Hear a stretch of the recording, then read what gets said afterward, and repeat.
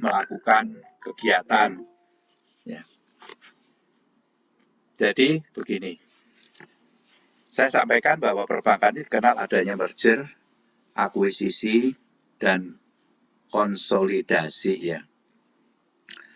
Yang merger ini adalah sesuatu hal ya yang merupakan salah satu langkah dari corporate action.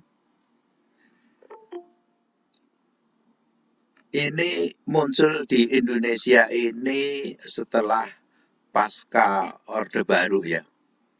Jadi waktu sebelum Orde Baru juga pernah ada namanya merger, akuisisi, atau konsolidasi ya.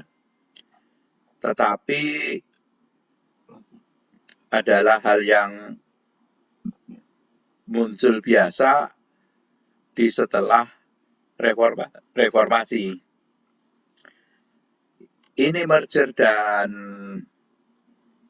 konsolidasi dan akuisisi ini sebetulnya istilahnya dalam bisnis di samping corporate action adalah suatu langkah perkawinan ya. Jadi sebetulnya langkah natural di dunia bisnis ini. Jadi saat terjadi krisis ekonomi di Asia, terutama di ASEAN ya, pada tahun 1997 sampai 1999 ya, banyak dunia perbankan atau bank-bank yang mengalami kerugian ya. Kerugian tersebut terjadi memang karena mismanagement dari pemilik bank. Di samping itu juga adanya orang-orang dari nasabah bank yang tidak memenuhi kewajiban kepada bank untuk membayar kreditnya. Dan ada juga kejadian yang terjadi bank mengalami collapse atau bangkrut itu karena uangnya dibawa lari oleh pemilik bank. Kan repot itu. Kita naruh uang di bank, ternyata uangnya dibawa lari oleh pemilik bank. Wah, jadinya kan susah. Nah, ini kejadian tersebut terjadi di Indonesia. Jadi pada masa istilahnya krisis moneter itu mengalami kerugian perusahaan-perusahaan itu karena juga akibat melonjaknya kurs dolar ya. Jadi dulu itu dolar itu harganya $1 Rp2.000. $1 Rp2.000. Terus dana dolar-dolar itu Indonesia termasuk negara ASEAN itu melakukan transaksi-transaksi kegiatan ekspor dan bisnis, impor juga memakai mata uang dolar Amerika. Itu. Namun tatkala dolar Amerika melonjak dari 2.000 menjadi 7.000 menjadi sampai menjadi 15.000, itu otomatis kegiatan perbankan dan kegiatan bisnis di negara kita ini jadi hampir runtuh gitu. Ya, saya ceritakan waktu itu, saudara, waktu tahun 98 ya. Itu kalau kita datang ke pasar, ke malam-malam ke mall, itu jam 7 udah sepi sekali, kita udah takut masuk itu. Karena nggak ada orang belanja. Banyak kantor-kantor yang tutup ya. Nah, kalau sekarang kan tutupnya karena ini kondisi Covid ya. Kalau dulu kondisi ekonomi itu sampai kita nyari untuk makan gitu aja banyak orang nggak jualan gitu. Kalau sekarang banyak orang jualan, dulu itu nggak ada orang jualan. Saya tanya karena memang nggak ada modal lagi buat jualan. Itu benar-benar kondisi sangat berat. Jadi kisahnya begini sampai terjadi Krismon, biar saudara tahu ya. Krismon 97, 98, 99 itu orang Indonesia kesukaannya itu meminjam uang ke luar negeri. Meminjam uang ke luar negeri dalam bentuk dolar ya. Kalau mereka itu pinjam uang di bank di negara kita, itu 1 tahun bunganya sampai 7% gitu. Tapi kalau pinjam uang dengan bentuk dolar, itu bunganya setahun paling 2%, mungkin ada yang bisa 1% gitu. Kondisi bunga yang sangat rendah tersebut itu menjadikan pengusaha Indonesia itu mabuk gitu. Utang dolar aja lah bunganya murah gitu. Banjirnya dolar ke negara kita dan negara ASEAN menjadikan saat-saat zaman Pak Harto itu apa-apa itu jadi murah ya. Bensin Rp150 gitu. Zaman dulu sampai begitu. Karena dolar itu di negara kita ini banyak sekali ya. Cuma orang-orang lupa kalau orang pinjam kan mesti bayar. Pengusaha-pengusaha itu lupa kalau pinjam itu mesti bayar. Tetapi apa yang terjadi? Mereka rajin terus masukkan dolar ke negara kita. Dengan sangat agresifnya dolar masuk negara kita. Terus ada seorang orang kaya di Amerika itu yang melihat kondisi Indonesia dan negara ASEAN ini suatu peluang untuk mencari uang gitu ya. Dan beberapa orang di dunia yang tokoh-tokoh pemain valuta asing itu udah mengintip, wah Indonesia ini adalah ladang buat saya mencari uang, termasuk negara ASEAN lainnya. Maka diadakanlah suatu gerakan oleh mereka-mereka itu yang dipimpin oleh Soros ya. George Soros itu orang kaya itu dengan cara mengacau ya, mengacau dengan cara membeli dolar itu.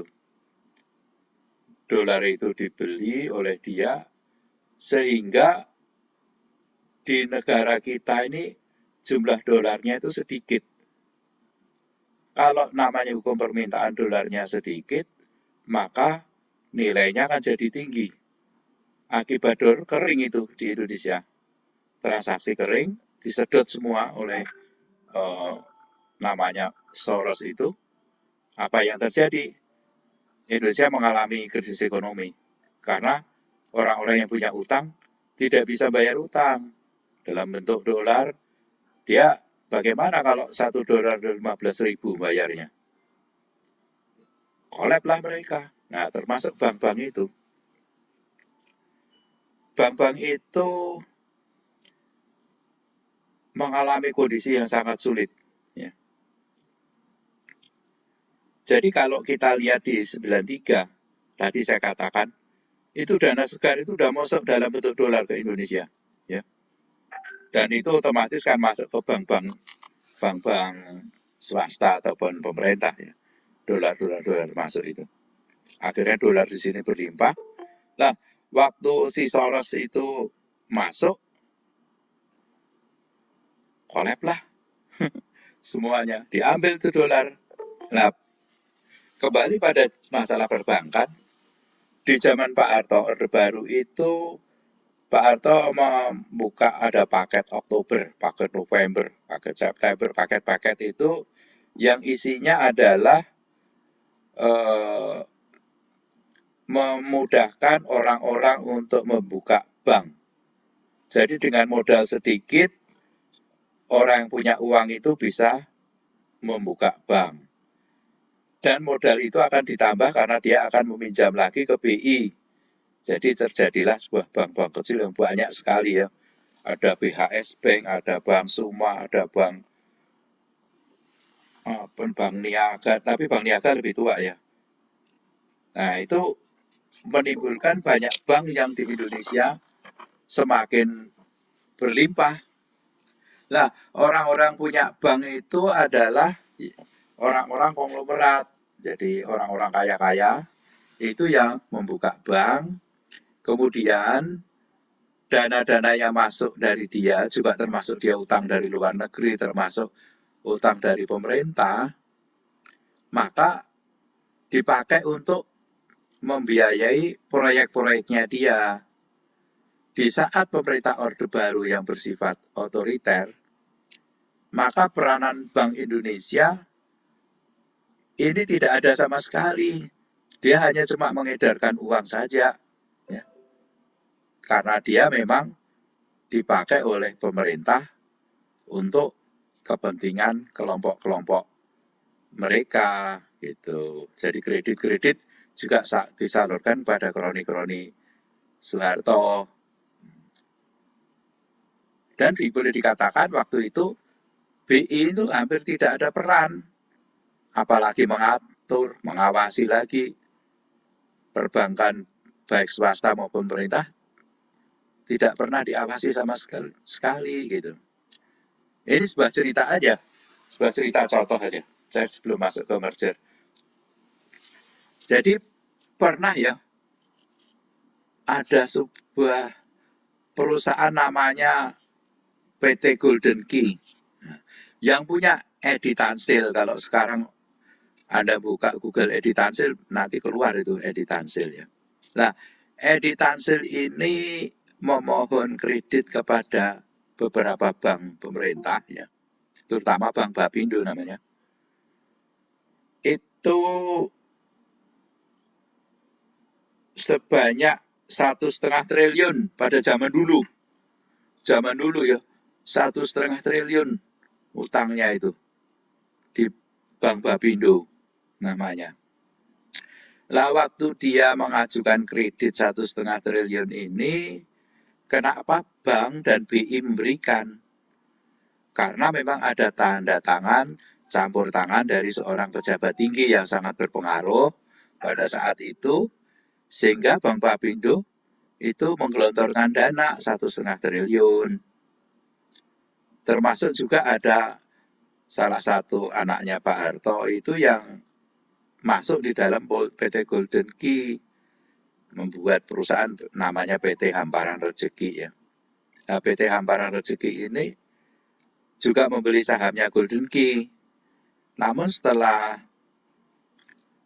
dana itu masuk, cair 1,5 triliun, PT Hamparan Rezeki dijual sahamnya, keluar dia dari PT Golden Key.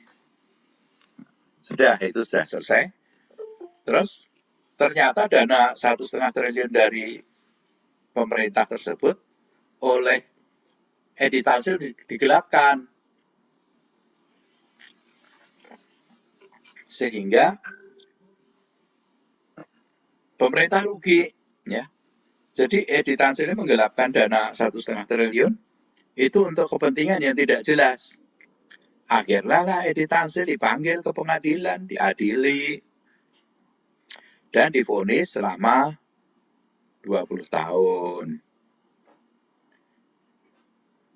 Waktu itu memang pers di negara kita ini tidak bebas. Jadi publik tidak tahu proses pemberian dan pemanfaatan kredit tersebut. Sehingga waktu kasus Edi Tansil di PT Golden Key meledak, orang-orang kaget sekali gitu, kok ada sampai ada bisnis segitu besar yang ternyata kacau pemanfaat kreditnya. Ya. Nah, Edi Tansil ditangkap, ya. Tetapi pada tahun 1996, Edi Tansil melarikan diri dari penjara, ya atas bantuan orang-orang dalam gitu ya. Nah, ini hasilnya dari pengadilan. Habis itu Edi Tansil hilang sampai sekarang. Sebuah LSM menyelidiki kalau waktu itu Edi Tansil ternyata berada di Cina dan mendirikan sebuah perusahaan di sana gitu. Nah, kemudian terlacak oleh PPATK. PPATK itu adalah lembaga pengawas transaksi keuangan ya. Itu pada tahun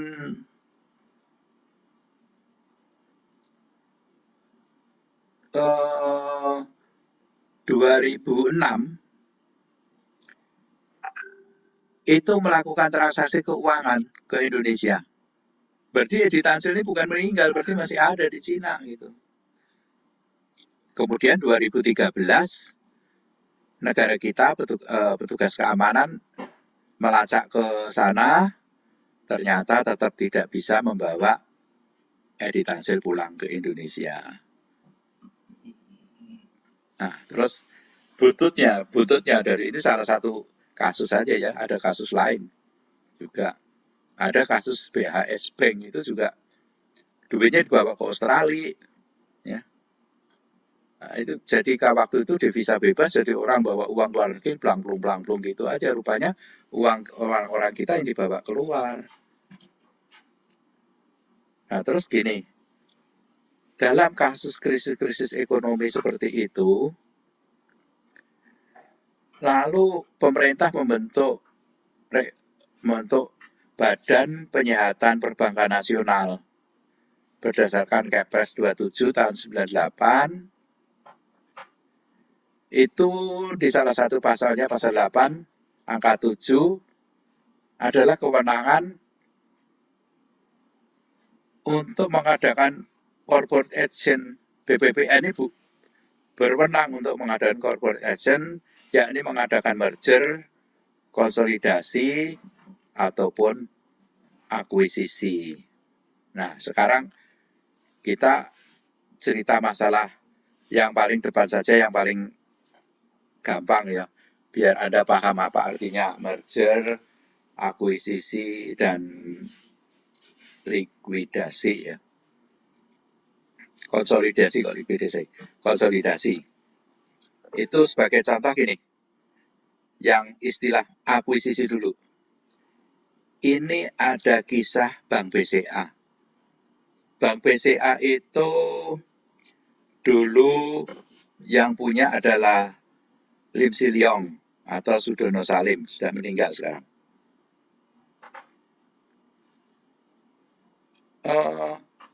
Waktu itu Bank BCA mengalami kolap ya. Tidak jelas kenapa bank segede itu bisa kolap. Kemudian oleh BPPN, bank ini di take over, ya, diambil alih oleh pemerintah. Bank ini diambil alih oleh pemerintah. Nah, waktu diambil alih pemerintah, terus pemerintah berniat untuk gimana, ada investor yang mau beli apa enggak gitu. Kalau ini pemerintah kalau noboin terus beli bank satu-satu kan berat. Akhirnya diadakan suatu pengecekan keuangan ya. Dari Lim Siliang atau Sudono Salim menunjuk auditornya ya. Dia menunjuk auditor. Hitungan dari Sudono Salim untuk pemilik Bank BCA itu asetnya sebesar 52 triliun, 667 ya. Jadi asetnya sebesar 52 triliun lebih. Kondisi tersebut masih jadi kecurigaan oleh pemerintah. Ada sebuah perusahaan asing namanya Holdiko, itu kemudian mengadakan audit ulang. Ya. Audit ulang, setelah diaudit oleh investor, ternyata dana yang aset yang dimiliki oleh BCA ini hanya 20 triliun. Jadi jauh dengan yang disampaikan oleh pemilik bank. Nah, kondisi tersebut lalu oleh pemerintah dengan nilai yang tinggal berapa tadi itu? Yang tinggal 20 triliun ditawarkan pada investor dari luar negeri. Terjadilah transaksi akuisisi ya. Jadi Bank BCA istilahnya diakuisisi ya oleh sebuah perusahaan dari luar negeri, dibeli. Nah, Bank BCA dibeli oleh investor dari luar negeri, tetapi nama bank tetap Bank BCA. Pegawai-pegawainya sebagian besar masih tetap, ya. Jadi intern tidak banyak-banyak berubah, namun kepemilikan mayoritas dipegang oleh investor dari waktu itu dari Filipina. Nah, dalam perjalanannya Bank BCA ini sudah berubah-ubah pemilik, ya. Sekarang kalau nggak salah dimiliki oleh PT Sampurna yang dari Indonesia. Nah itu, jadi akuisisi ini istilahnya apa? Sebuah bank yang dibeli oleh perusahaan lain atau bank lain gitu. Dibeli, jadi akuisisi itu beli lah gitu. Jadi Anda atau kita mempunyai uang, ada sebuah bank, wah banknya harganya murah 20 triliun, gua beli aja gitu, terus dibeli. Itu namanya akuisisi namanya ya. Itu contoh yang paling gampang aja. Hah? Gimana? Loh, kok nggak keluar itu di sini?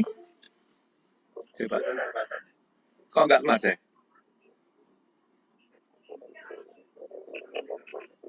Coba. Kok nggak ada ini? Belum ada yang masuk ya, Pak? Belum ada. Aku dari tadi ngelihat di depan mata itu nggak ada yang masuk. Ini Iya, Pak. coba ini ada Nur, terus Yedida, Egi, siapa lagi nih kok? Nggak ada namanya ini.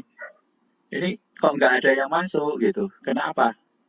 Saya pikir Iya, Pak, dari tadi dia mau tapi nggak di ACC, Pak. loh, nggak ada itu gimana? Nggak ada permohonan masuk ini? Coba, coba saya nanti saya ulang lagi kuliahnya bisa. Ah ini masuk udah. Nah, oke. Udah. Oh, ada yang kepencet tadi.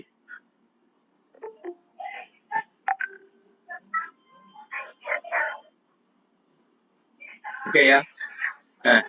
Saya ulang semua. Jadi gini. Jadi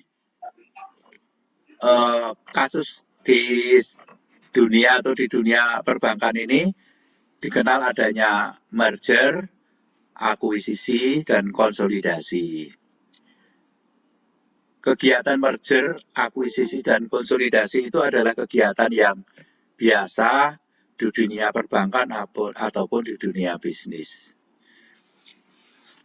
Merger, akuisisi, dan konsolidasi ini muncul ramai setelah runtuhnya Orde Baru dan muncul sekarang di Orde Reformasi. Kenapa sampai terjadi adanya merger, akuisisi, dan konsolidasi? Adalah tidak lebih karena perusahaan itu pengen mengembangkan bisnisnya, ataupun perusahaan itu mengalami kegagalan dalam usaha, maka perlu diakuisisi oleh pihak lain, atau memang kepengen perusahaan itu menjadi besar sekali gitu.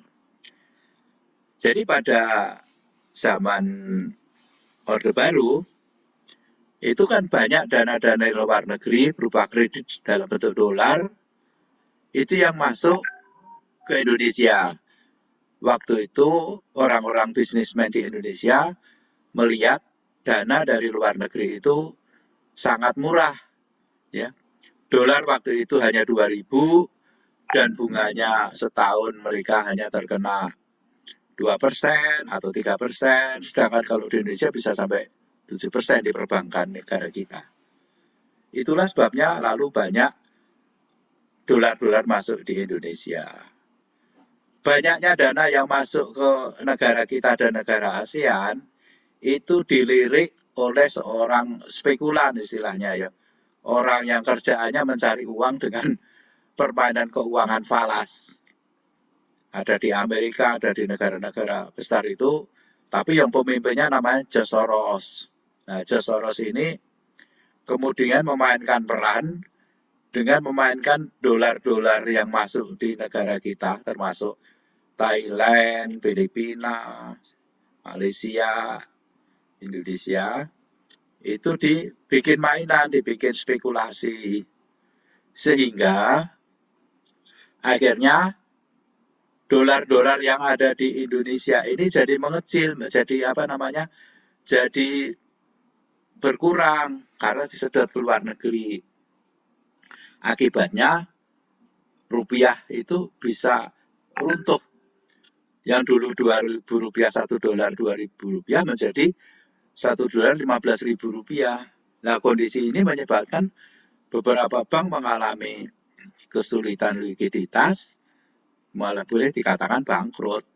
Nah, menunjuk keadaan demikian, maka pemerintah dibuat Kepres tentang BPPN, Badan Penyihatan Perbankan Nasional.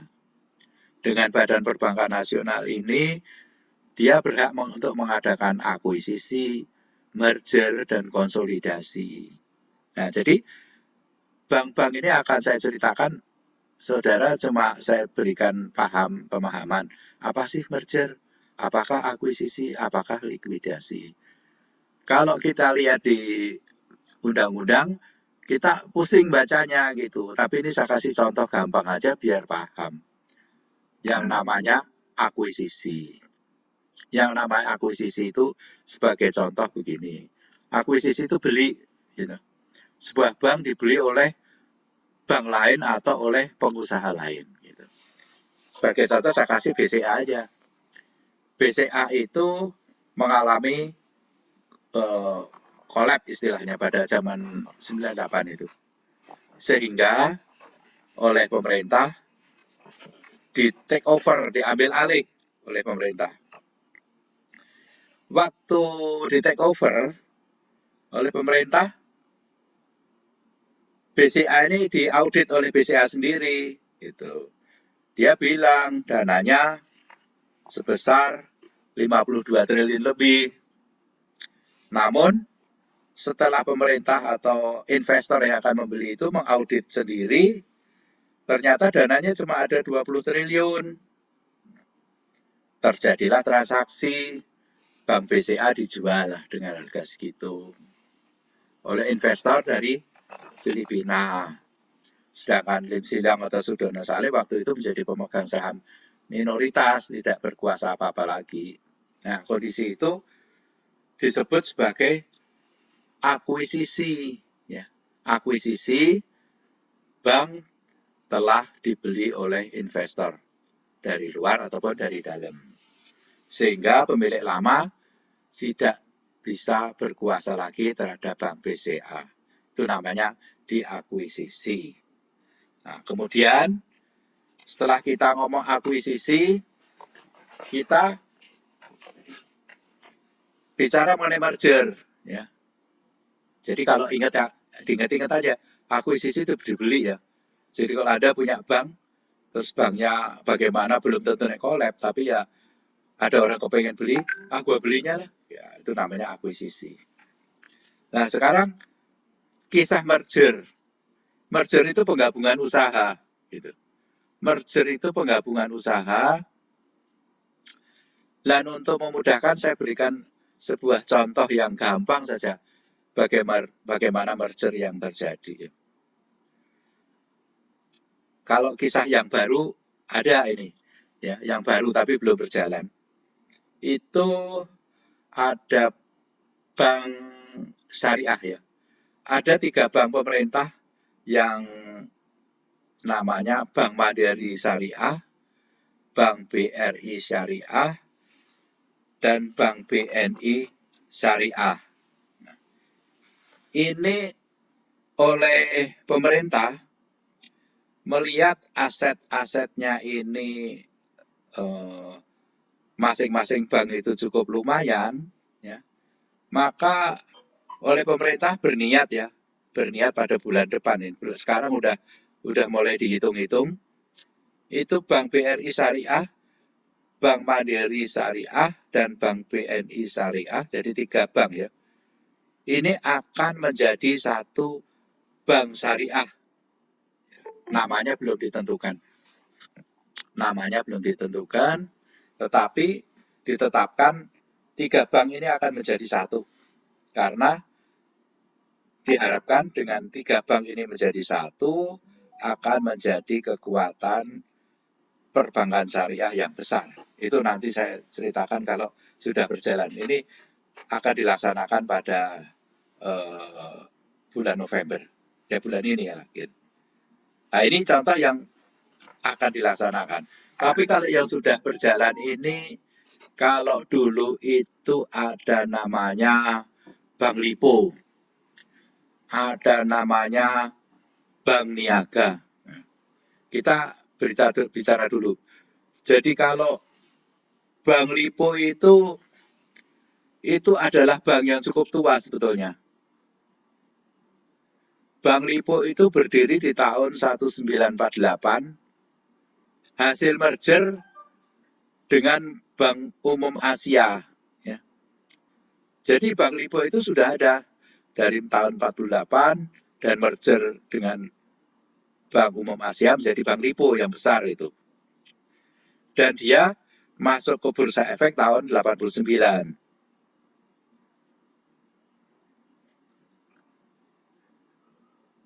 Terus ada lagi satu Bank Niaga. Ya, kalau Bank Lipo tadi sudah saya ceritakan, sekarang ada lagi Bank Niaga. Ini Bank Niaga ini Bank Nasional Swasta Indonesia yang berdiri sejak tahun 55 gitu. Bank Niaga ini merupakan bank yang sehat sebetulnya. Waktu Krismon juga sehat. Karena entah manajemennya yang bagus atau bagaimana, Bank Niaga ini pada tahun 1987, jadi zaman sebelum Krismon, itu sudah memperkenalkan adanya ATM ya bagi nasabahnya. Jadi belum bank-bank lain belum ada apa-apa, dia sudah memperkenalkan ATM. Dan tahun 1989 sudah masuk Bursa Efek. Tahun 1991 itu melaksanakan Bursa Efek tahun 89 dan 91 memberikan pelayanan online kepada nasabahnya. Jadi kita tidak bisa bayangkan bagaimana Bank Niaga itu sebuah bank swasta pada tahun 91 sudah memberikan pelayanan secara online. Yang lain belum ada. Nah. Iya. Nah, terus begini. Nah, Bank Niaga itu kemudian diincer, ya.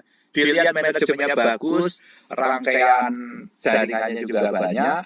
Ada sebuah perusahaan dari Malaysia gitu. Sebuah perusahaan dari Malaysia itu yang berniat untuk membeli gitu.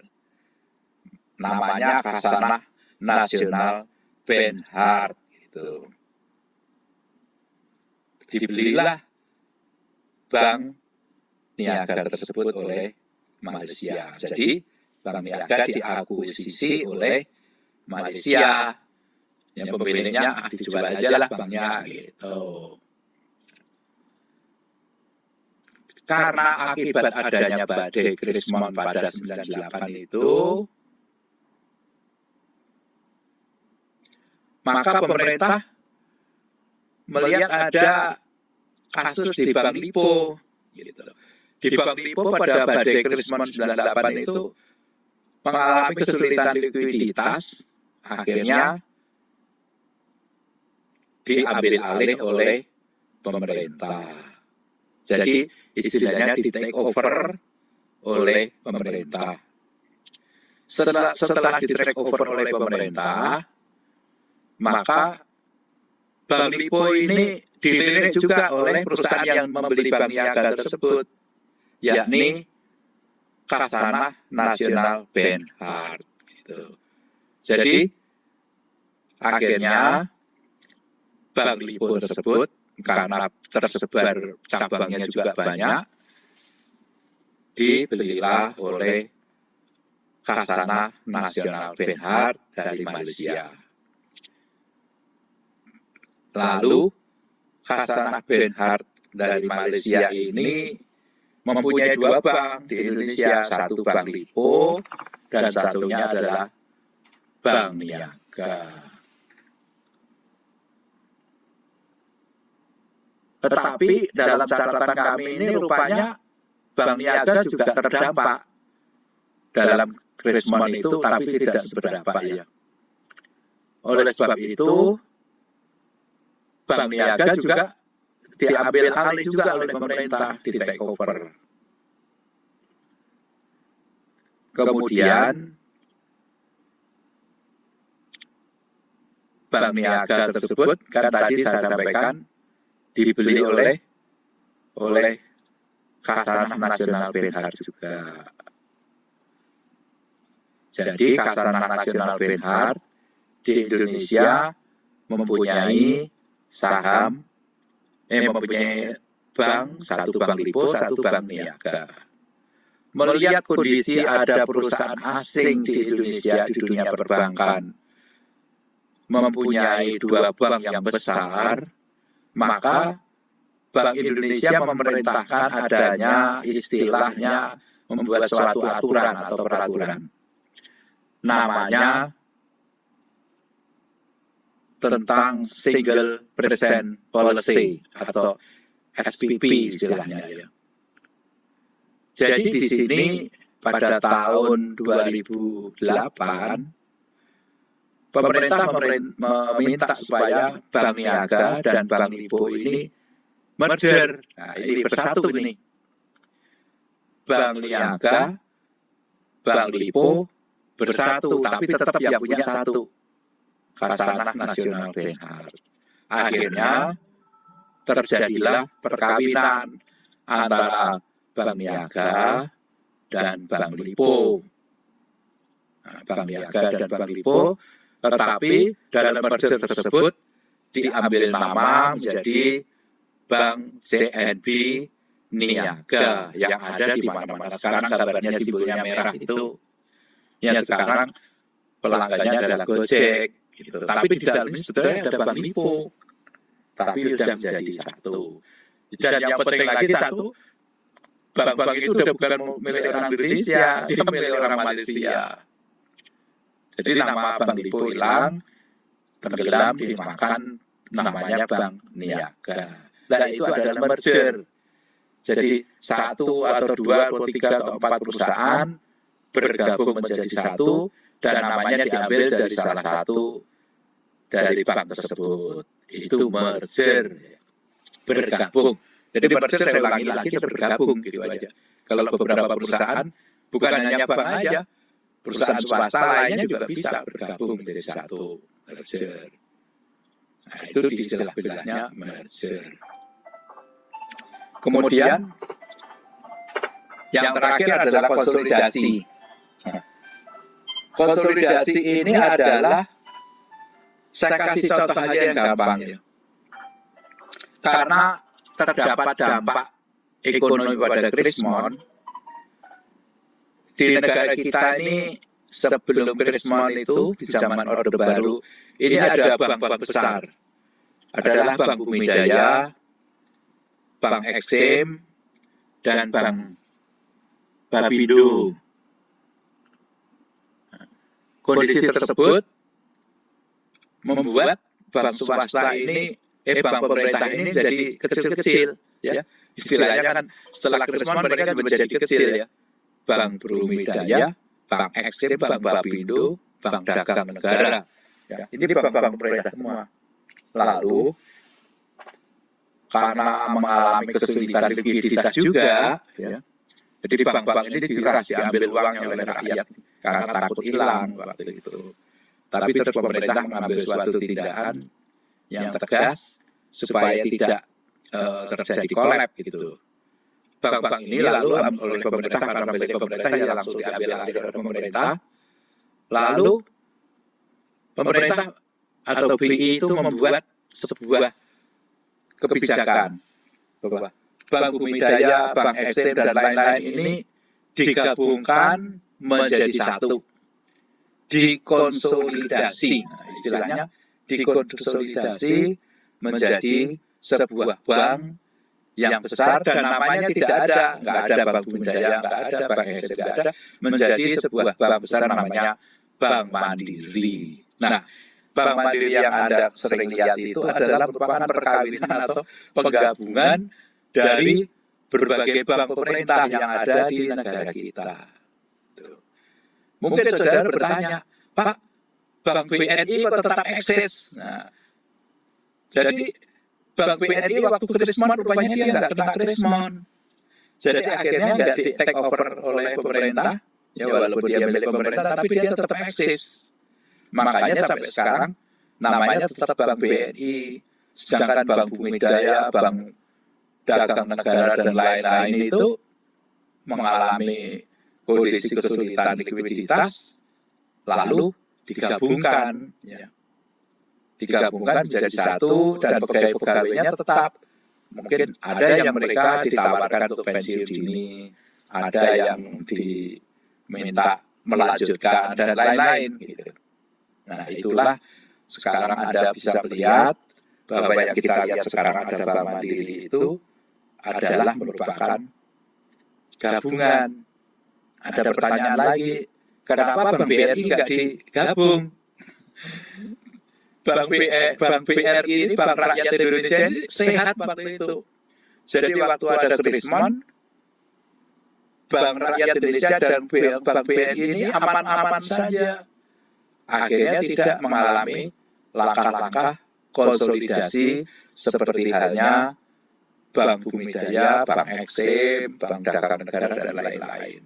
Nah, itulah kisahnya dari pengertian merger, konsolidasi, dan akuisisi. Dari kisah yang saya sampaikan tadi, saudara sekarang dengan mudah memahami, gitu. Dengan mudah memahami secara ringkas saja kalau akuisisi itu dibeli gitu aja udah. Sebuah bank diakuisisi oleh perusahaan lain atau oleh bank lain. Seperti tadi Bank Lipo gitu dibeli oleh National Bank Malaysia, itu diakuisisi. Bank BCA diakuisisi oleh pengusaha dari luar negeri, sekarang diakuisisi oleh Sampurna. Karena memang udah nggak bisa ditolong lagi. Tetapi merger, ada lagi yang merger tadi, ada Bank Niaga dan Bank Lipo setelah diakuisisi oleh asing, hidup di sini sendiri-sendiri oleh pemerintah, jadi satu aja, menjadi sebuah bank, namanya digabung setelah merger Bank CNB, Khasanah Nasional Benhart Niaga. Itu. Lah, sedangkan bank yang mengalami konsolidasi adalah dari Bank Bumi Daya, Bank Dagang Negara, Bank Eksim, dan lain-lain itu dikonsolidasi. Nggak mungkin lah bank pemerintah dijual kepada asing. Nggak mungkin. Akhirnya dikonsolidasi menjadi sebuah bank yang besar, modalnya besar, dan bernama Bank Mandiri. Lah, masalah bank syariah itu yang akan dilaksanakan pada bulan ini, itu bank syariah BRI, bank syariah BNI, dan bank syariah Mandiri. Dari ketiga bank syariah tersebut, yang permodalannya bagus itu adalah Bank BRI, ya. Dan sahamnya juga Bank BRI, sahamnya tinggi. Bank syariah BRI itu sahamnya nilainya tinggi. Sedangkan Bank Mandiri Syariah dan Bank BNI Syariah itu belum masuk pasar bursa.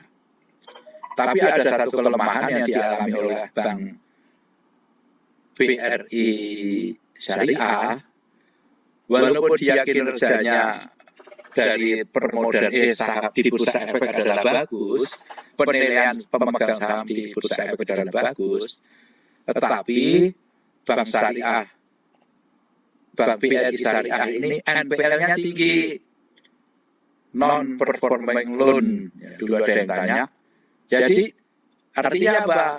Di BRI syariah ini banyak orang-orang yang mengutang, tapi macet, nggak bisa bayar utang, gitu, atau tertunda. Sedangkan di Bank Mandiri Syariah dan Mandiri BNI Syariah, kondisinya bagus. Dia tidak ada atau kecil NPL-nya, orang yang berutang bermasalah ini kecil. Nah, itu lalu direncanakan mereka itu merger, ya, merger menjadi sebuah bank syariah yang besar. Daripada kecil-kecil hidup sendiri-sendiri, mending menjadi satu. Nah, itu pengertian dari situ.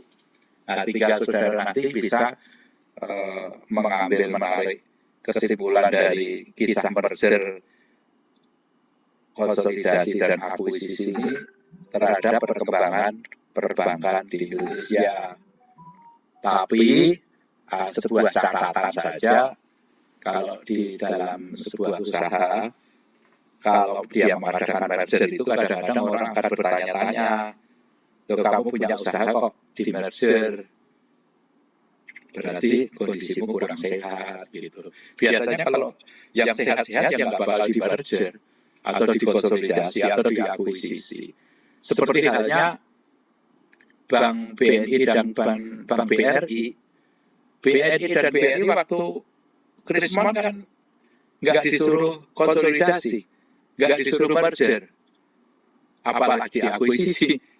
Tidak, dia tetap hidup sampai sekarang. Ya, itulah kondisi bisnis di dunia perbankan. Itu yang bisa saya sampaikan. Minggu depan kuliah ya, ujian ya, UTS. Saya sudah minta sebetulnya, tapi kok cuma berapa orang muncul.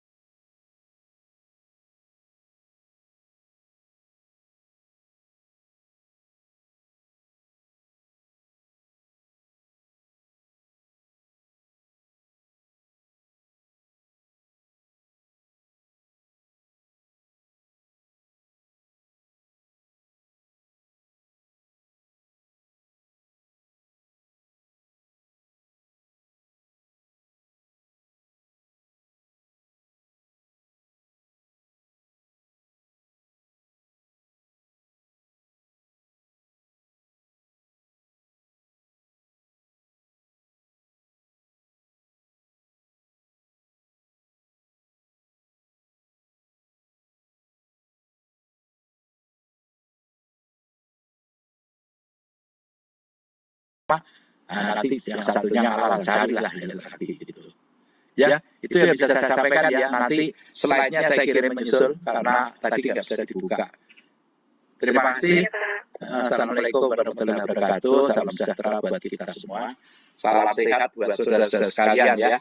Jangan ada yang sakit, jangan ada yang pokoknya sampai dilihat itu nanti tanya